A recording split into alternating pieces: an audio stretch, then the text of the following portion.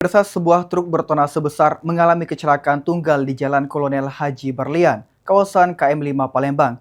Kendaraan tersebut menabrak pembatas jalan hingga merusak fasilitas umum dan menyebabkan kemacetan panjang.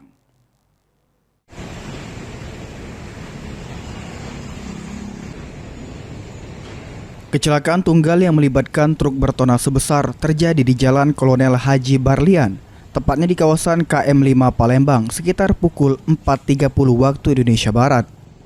Menurut saksi mata, Rocky, truk diduga keluar jalur karena diduga pengemudi mengantuk. Benturan keras mengakibatkan satu tiang lampu roboh dan pembatas jalan mengalami kerusakan. Peristiwa ini juga memicu kemacetan panjang dari kawasan Pasar KM 5 hingga Rumah Sakit Siti Fatimah Palembang. Aku di lapangan parkir KM 5 nih sekitar jam 4.30 lah kurang lebihnya. Dari arah Pucuk tuh kemungkinan ngebut nomor tiang listrik ya lah. Nomor tiang LRT juga.